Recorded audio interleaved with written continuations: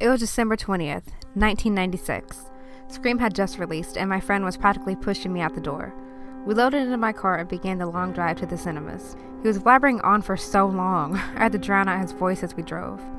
I just rolled the windows down, hoping I wouldn't hear his voice. We turned down the road and got to the main road that led to the cinemas. After we got there, my friend opened the car door and ran to the cinema, before the car even came to a stop.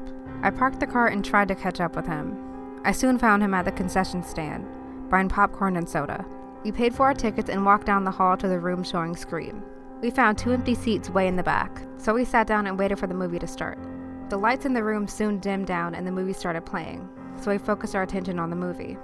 30 minutes go by and I started to notice something kind of odd. My friend had been staring at the screen the whole time, not blinking. He didn't even touch his popcorn and soda yet, which would have been gone by now, and he would be heading back to the concession stand. I just brushed it off thinking he wasn't really focused. I just ignored it and continued watching the movie. By the time the movie was over, the sun was setting. We both got back in my car and began the drive back home. I noticed that my friend hadn't said anything since the movie started. And now, I started to notice this, and I couldn't ignore it. I dropped my friend off and just drove home, not saying bye. When I got home, I hopped out of the car and got inside to go to bed early. A couple days go by and I haven't heard from my friend. I start to worry about him. As I begin to leave, my friend calls me. "Hello?" I asked.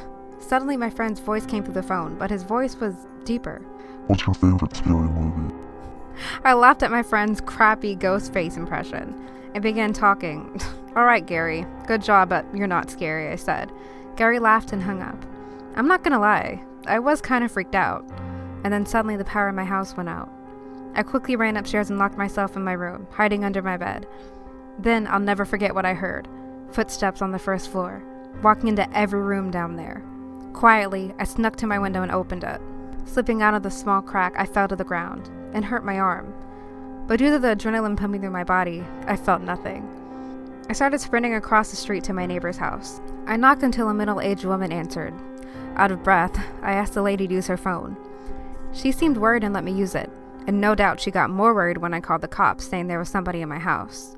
30 minutes go by and I watched 2 police cars pull up onto the lawn and rush inside the house, pulling Gary out 10 minutes later, dressed in a ghost face costume, holding the mask in one hand and a knife in the other. I walked across the street to the police when one of them pulls me aside so they can talk to me. "Son, we need you to see something." They led me to a car parked in the alley by my house, Gary's car. I walked over to it and opened the car door. Inside was a camera and multiple pictures that made my skin crawl. Over the past 4 days, Gary had been sneaking around my house, taking pictures of me and inside of my house. I grabbed the camera and saw a recording on it. It was about 50 seconds long, so I pressed play and watched. This is what happened. Gary pulled up behind my house, wearing a ghost face mask and holding a knife. He set the camera up behind the dash on his car and recorded himself cutting the power to the house.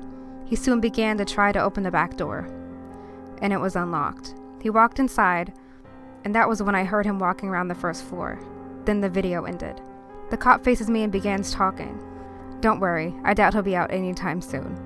It's been a year since that happened. I haven't gone to the cinema since."